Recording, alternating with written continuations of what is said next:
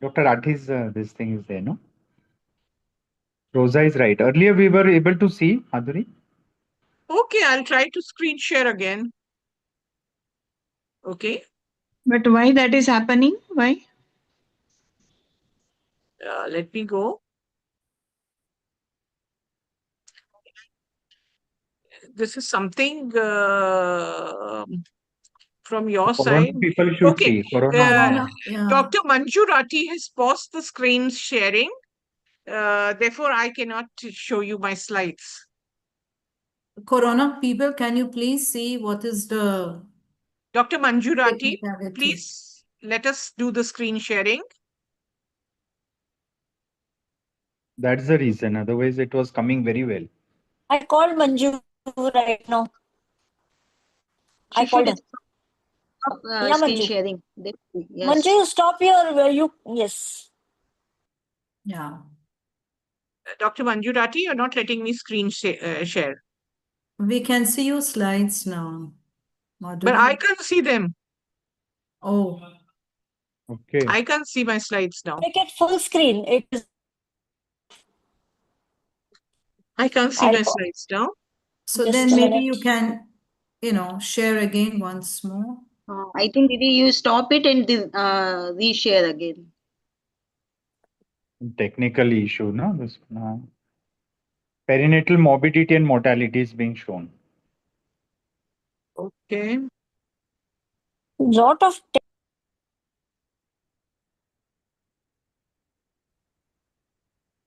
Again, say technical. Share. If Corona persons Something are is having any preventing me from it. technical assistance. Something is preventing my shares. I've told that senior person of Corona just to see. माधुरी आपके and पे देखना पड़ेगा. यहाँ तो दिख रही मेरे है end slide. पे it is showing that Dr. Manju Rathi has paused the Here we screen are able to sharing. see the slide. I can't see them. Again, you just log in again, whatever. Because here we are able to see it clearly. You can see the slides now. Yes, slides are there. Perinatal morbidity and mortality, low birth weight, and Okay, I did.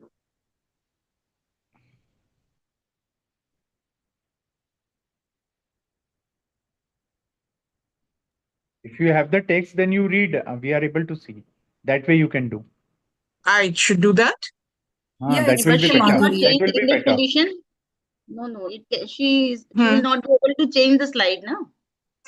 She's saying you share the presentation with me. Okay, let me do this.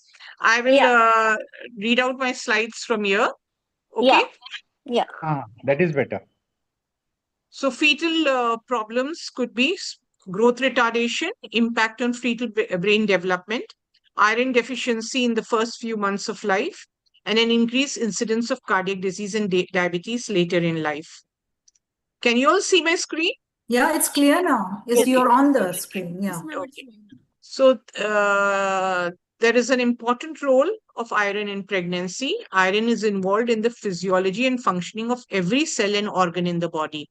Oxygen transport, erythropoiesis, energy production, DNA synthesis, cell proliferation, and growth.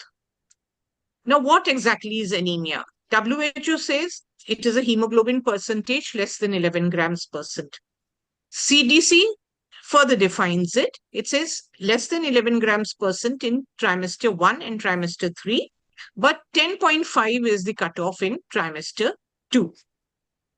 ICMR says anything less than 11 is mild anemia, 10 to 10.9. Moderate is between 7 to 9.9. Severe is from 4 to 6.9, and very severe is a hemoglobin less than 4 grams percent. So pregnancy actually aggravates anemia. How? And this is sometimes known as physiological anemia. If at the start of the pregnancy, you're about 12 grams percent, by the time you reach your 6th, 8th week of pregnancy, you will be down by about 0.5 to 1 gram percent. That means may become 11 or 11.5. And why is this? This is because the blood volume increases by about 40%. And blood volume, you know, is made of plasma as well as RBCs. Plasma, that is the liquid fraction, increases by 40 to 45%, while the red cell mass only increases by about 18%.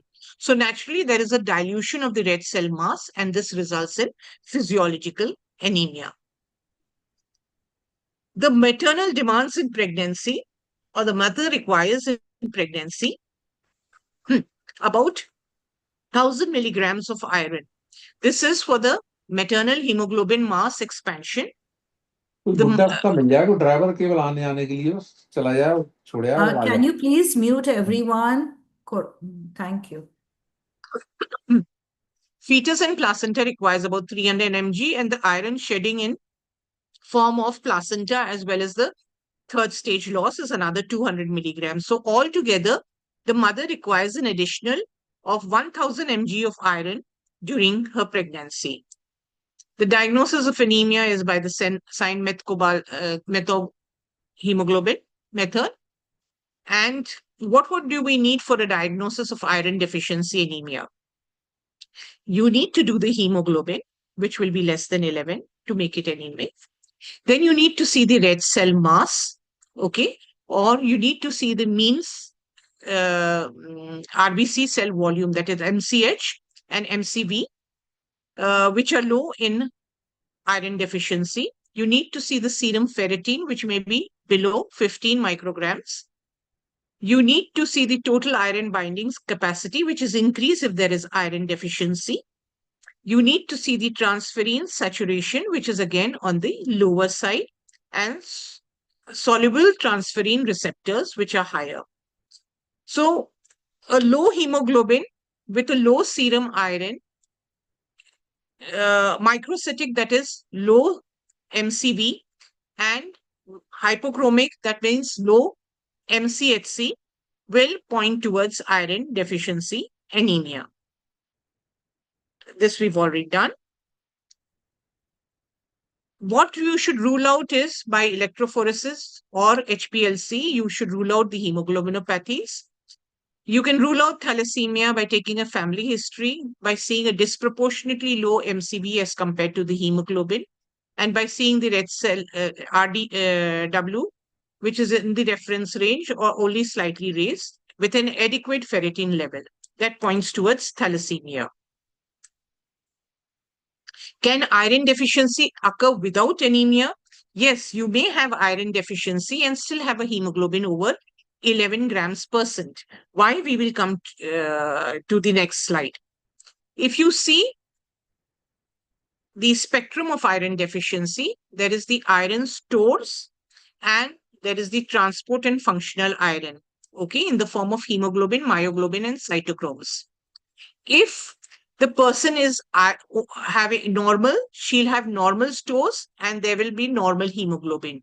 If there is iron depletion, the stores will be exhausted first, though the hemoglobin may remain at 11 grams %. If there is iron deficient erythropoiesis, slowly you will find that there is exhaustion in the stores. There is decrease in the hemoglobin level, but not of a very great extent. And once you have iron depleted anemia, the hemoglobin will also drop. Okay. So you have an example of a lab profile like this. In normal, you may have a normal ferritin level.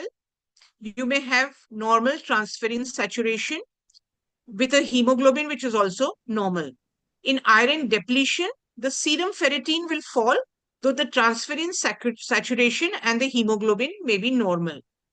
In iron deficient erythropoiesis, the serum ferritin will be low, the transferrin saturation will be low, though the hemoglobin may remain normal. When it is iron deficiency anemia, all three levels will be below normal. That means hemoglobin will drop, the ferritins will be low, and the transferrin saturation will also be low. This is the spectrum of iron deficiency. Again, shown very well by this diagram, that if it's in the normal this, you have normal stores, normal transport, and normal erythron iron. In depletion, the stores become less. In absolute iron deficiency, the stores are also less, and the erythron iron, or the iron in the RBCs, also starts falling. And in deficiency, iron deficiency anemia, all of it is exhausted. So diagnosing iron deficiency, the best way to do it probably is by doing the hemoglobin and doing a serum ferritin. If serum ferritins are less than 15, then you think of deficient stores and iron deficiency anemia.